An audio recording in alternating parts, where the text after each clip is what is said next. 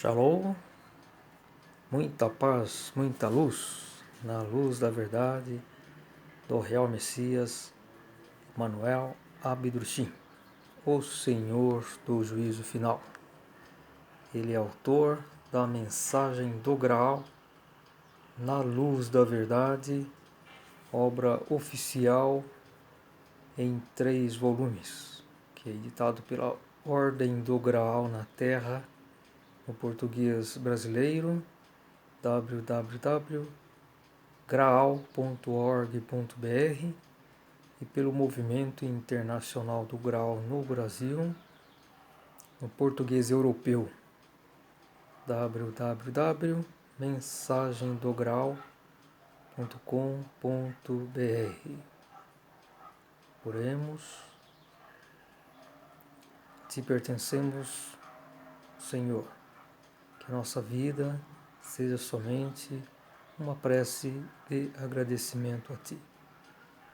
Aceita pela Tua graça esta nossa vontade e dá-nos também por este dia auxílio da Tua força. Amém. Essa oração foi o próprio Messias Abidrushim que nos deu. Ela está no livro Respostas a Perguntas,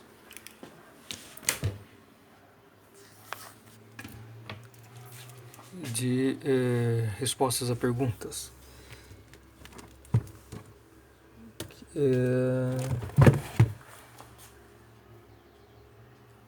Não, aliás, não é a Resposta a Perguntas. Respostas a Perguntas, aliás, é um livro muito interessante também, quando o Messias Abidrushim começou a escrever suas dissertações. E deixa eu mostrar aqui. Esse livro aqui, me parece que foi...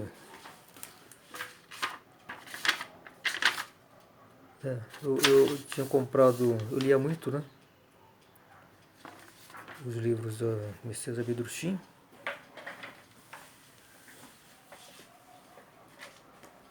E eu comprei a primeira edição, foi em 1987. E alguns anos depois, em 1991, 92, eu comprei uma segundo livros, né? Tá certo? Para ter 2. Eu costumo fazer muitas anotações nos livros, enfim. Então, eu devia comprar, né? E na década de 2000, né? 2000, depois de uns 20 anos, eu comprei uma terceira versão, né? Edição dos livros, né? Editado pela Ordem do Graal na Terra.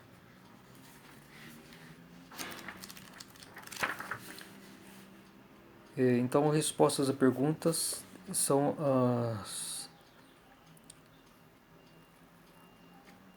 foram escritas, me parece, de 1924 a 1937. Respostas a perguntas. Depois que Messias Abidrushim começou a escrever suas dissertações e publicar em folhetos do Graal, né? Então, os leitores, e depois em 1926, que ele publicou a primeira edição da Mensagem do Graal, né? Reuniu 43 dissertações e publicou na primeira edição da sua Mensagem do Graal, chamada edição Violeta. Então, muitos leitores mandavam cartas e ele respondia, como ele mesmo disse, não todas as perguntas, mas talvez as principais, né? As que tinham, consideravam as mais pertinentes, as mais que é do interesse de todos também. Ele sempre tinha essa visão, né? Eu não ia responder, por exemplo, uma pergunta por simples curiosidade, né? Tá certo? Das pessoas. A maior parte dos leitores que tem contato, mesmo assim, isso não mudou muito, certamente hoje, não tem aquela seriedade, né? Mesmo mais como uma obra qualquer de um espiritualista, filósofo. E quando vai fazendo pergunta, isso a gente vê muito em redes sociais, né? A pessoa faz assim, parece que solta uma pergunta assim só para falar alguma coisa, né? É uma espécie de tagarelar, mas não tem assim uma seriedade, um interesse real, né? Então ele próprio disse, né? Aliás, foi uma própria pergunta de um leitor da dissertação. Todas as perguntas são respondidas? Ele disse, não porque o ser humano ainda não tem aquela seriedade, né? Aquela compreensão e seriedade necessária para principalmente para esses tempos, né, de juízo final. E só as perguntas realmente que ele sentia que havia interesse e também que representava em geral, né, que servia aquela pergunta para todos os leitores, né. Então esse livro realmente é muito interessante também, né. E é publicado pela Ordem do Graal, né? A Fundação da Mensagem do Graal não publica. Eu estava comentando também sobre que eu comprei, né? Acabei comprando 3, tanto que eu li, tanto que eu estudei, acabei comprando três edições da Mensagem do Graal, publicado pela Ordem do Graal na Terra. E os outros livros, que, por exemplo, de Rosélia Valsades, eu comprei 2 vezes, né? Ela publicou em vida 11 livros, né? Também muito fundamental. Agora, na década de 1910, quando eu tive contato com os membros da Fundação da Mensagem do Grau, que é do Movimento Internacional do Grau no Brasil, né? Então, que publica no português europeu. Então eu comprei uma versão e resolvi estudar, ler. E estou lendo ainda, né, os 3 volumes, porque tem algumas diferenças, né? Então achei que é importante e acrescenta, né?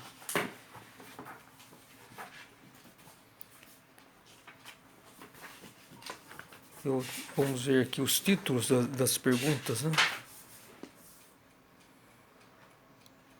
Então tem muitas, por exemplo, Buda, estou vendo aqui Buda, uma pergunta sobre Buda, né?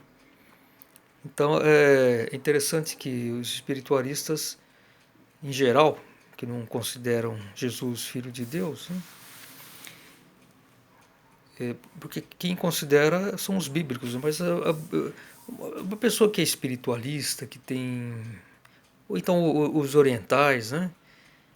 Elas veem muitas contradições na Bíblia, né? Muita crença cega, muitas coisas absurdas, né?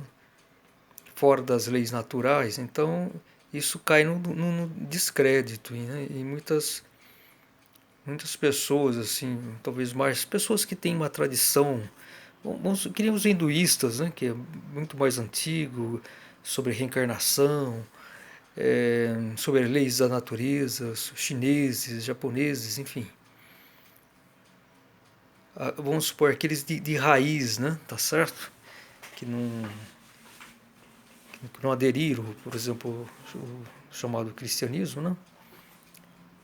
E é importante ver que quando se fala que o cristianismo não significa que é exatamente o que o, o que Jesus desejava, né? Então, a interpretação correta, né? Então se fala cristianismo, é o adepto, mas isso não significa que a pessoa é de fato um cristão. Quer dizer, procura vivenciar as palavras de Cristo, né? E procura a verdadeira mensagem de Cristo, né? Vivenciar em si, né?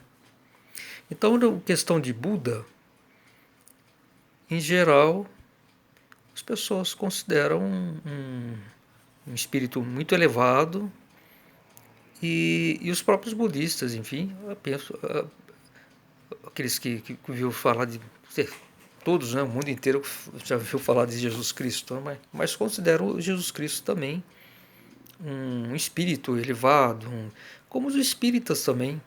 Os espíritas, eles não consideram Jesus um filho de Deus, pelo menos a grande maioria, né, essa tradição de Deus, mas um espírito muito elevado, né, que, enfim, mas não isso.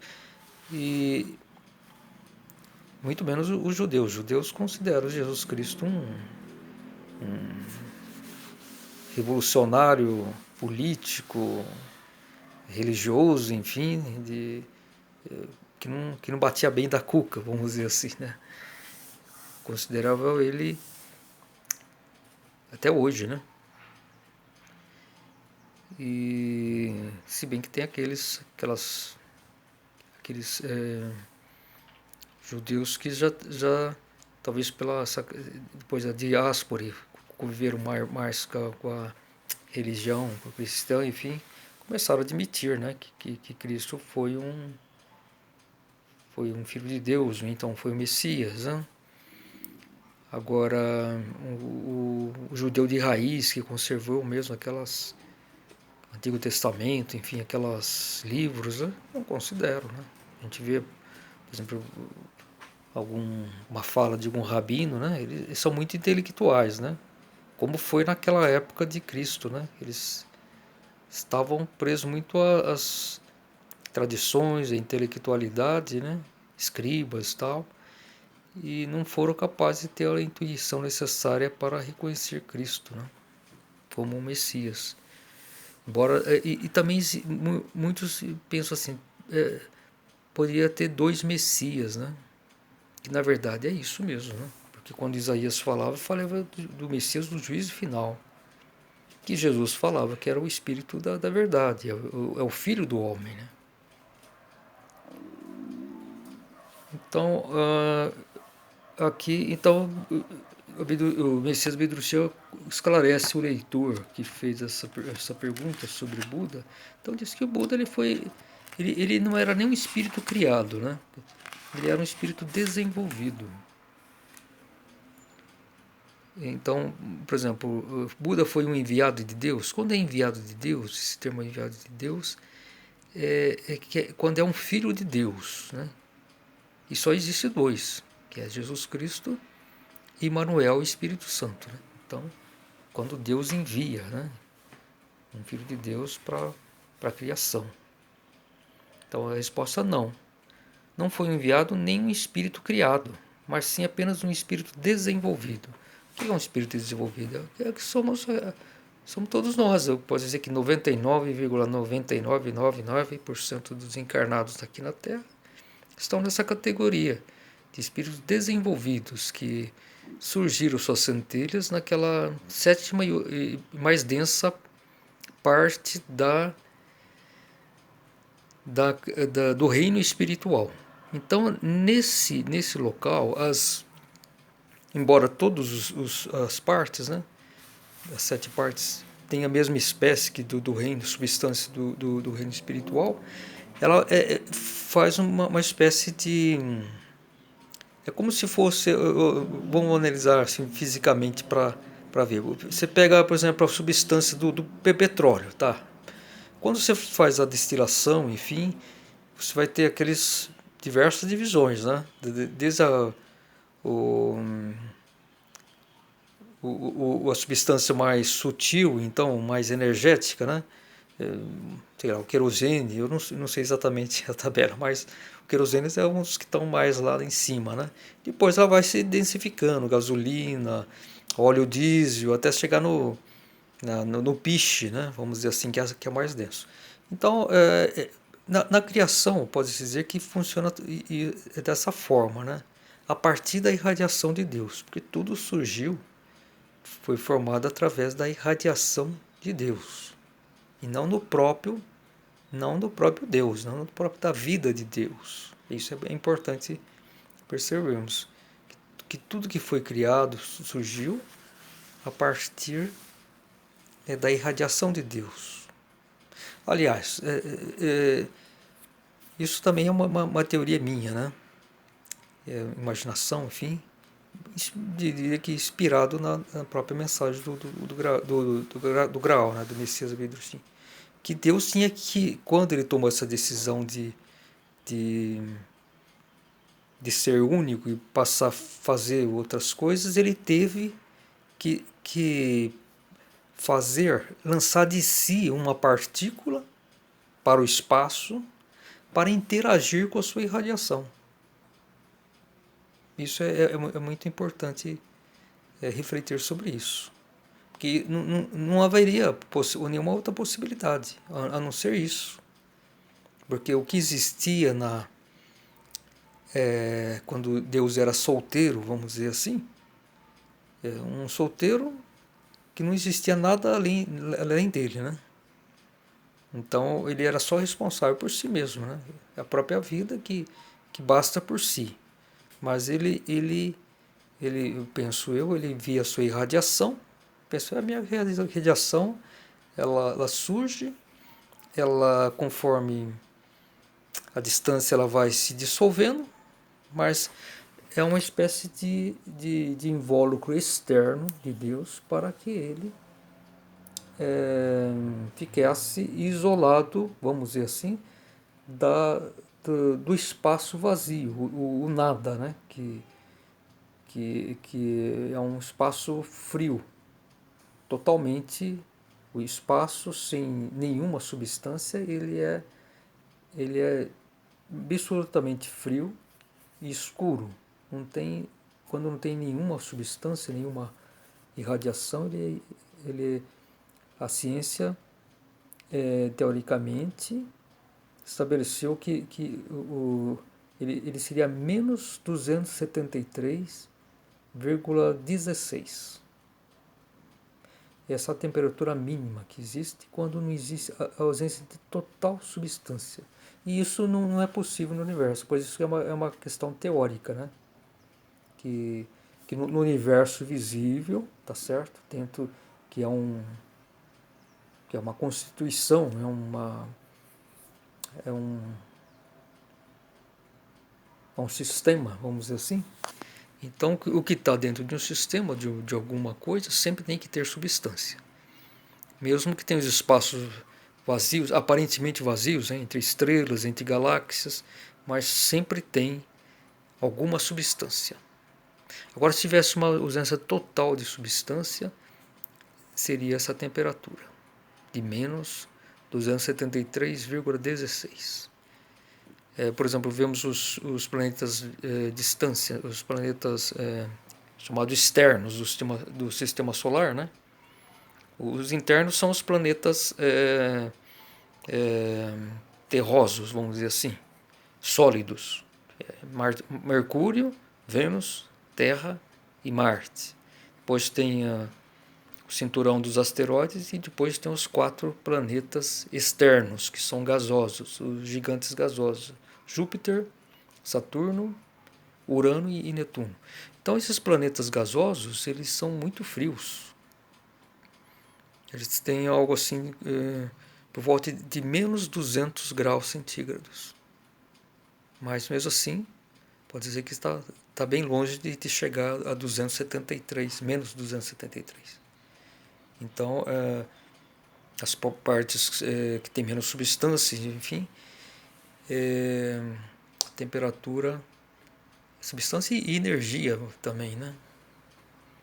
Então elas, porque não basta ter só massa, né? Tem que ter energia para que haja calor, né?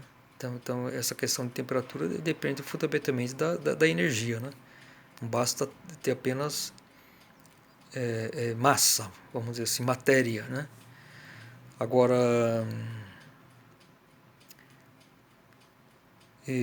vamos supor, quando Deus era solteiro, era um ser único, afora a sua irradiação, tá certo? De energia, não existia absolutamente mais nada, nem matéria. Por quê? Porque a matéria é uma consequência da irradiação de Deus, né? Como eu fiz o exemplo aí do petróleo, né? Então, tem o petróleo bruto, vamos dizer assim. Então, a irradiação de Deus vamos fazer essa comparação, né? Só para ter uma ideia um pouco melhor, né? Era uma espécie de petróleo bruto, vamos dizer assim. Não digo, lógico que petróleo é matéria grosseira, né? Mas vamos perceber assim, que era a radiação total dele, né? Tá certo? E ela não estava decomposta, tá certo? Isso só foi possível após ele fazer suas criações. A primeira criação que surgiu foi seu reino inenteal, seu reino próprio, né? Depois disso, depois dele pronto, surgiu a expansão, né? Com as sobras, vamos supor, que as partes mais densas e menos energéticas ficaram no seu reino inenteal, vamos supor que uns 10%, como umas sobras da construção, vamos dizer assim, ela foi para o espaço adiante, né? E surgiu o reino divino, a esfera divina. Da mesma forma, depois de todo formado, estabelecido o reino divino, houve aquelas substâncias que não foram úteis, sobras da criação, que o Messias Bíblico chama de nuvens brilhantes, vamos dizer assim. Mas elas estavam lá, uma sobra, né? Que lá na parte mais densa do reino divino, né? Nos limites do reino divino. Então, através daquela substância, que talvez seja, sei lá, vamos supor que seja 1% de todo o conteúdo que existia no reino divino, foi lançado para o espaço, totalmente inabitado, né? Que isso está o faça-se a luz, que está descrito na Bíblia, né? Mas isso também não é o Big Bang, não é o Big Bang do cientista, porque o Big Bang é só a região material, né? Então isso do reino divino para o reino espiritual surgiu primeiro o reino espírito primordial, depois o reino espiritual, depois o reino inteal dos seres da natureza. Até aí são energias, são substâncias eternas, vamos dizer. E depois, na sequência, veio o reino material. Mas então eu estava falando de Buda, né? Então eu estava dizendo aqui, ele era um espírito desenvolvido. Ele conseguiu, porém, virar as costas à humanidade que trilhava o caminho errado, não se tornando, tal como os outros, escravos do raciocínio. Livrou-se dessa condição e pôde, por isso, no verdadeiro desenvolvimento de seu espírito, trilhar o caminho normal da evolução desejada para a humanidade. O raciocínio terreno, em suas fortes limitações, presas à matéria grosseira, não pôde restringi-lo por mais tempo. Devido a isso, pôde, no seu desenvolvimento, chegar até a soleira do reino espiritual. Ou seja, na sua trajetória de vida, ele possivelmente ele chegou na autoconscientização o espiritual, aquela perfeição possível ao espírito humano, que os hindus chamam de nirvana. Mas aí que tem outros detalhes. O nirvana, nesse conceito hinduísta, é como se fosse dissolvido o espírito num estado de pureza, né? Então ele seria dissolvido num estado de perfeição. Mas isso é um conceito totalmente errado, né? Que o próprio Messias Abidursim rebate nesse conceito, né? O próprio Messias Vidruchin, na sua, vamos supor, antes de iniciar a escrever suas dissertações, ele já tinha, em 1923, ele já tinha 48 anos, né, de vida. Agora, anteriormente, quando ele tinha lá para os 30 anos, mais ou menos, ele foi um escritor de romances, dramaturgo. Então ele fez muitas viagens, inclusive ele esteve na Índia também. Esteve na Índia. Naquela época era o Império Otomano, que tinha, acho que não chegava na Índia, né? Eu não estou lembrado, mas então ele tinha que ter uma espécie de passaporte, uma liberação do Império Otomano para passar por aquelas regiões. Eu acho que ele passou tudo, região de Palestina, enfim, o Oriente, né? Ele buscou essas viagens, né? Bom, então é isso.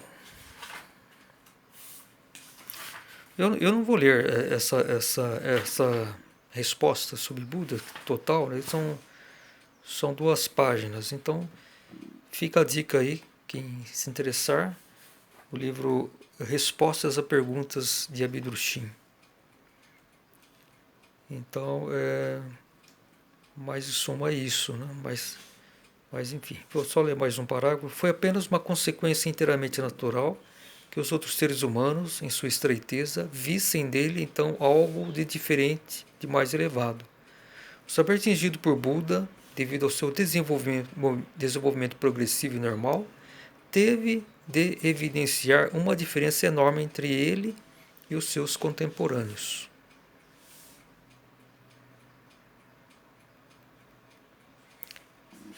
Então é isso.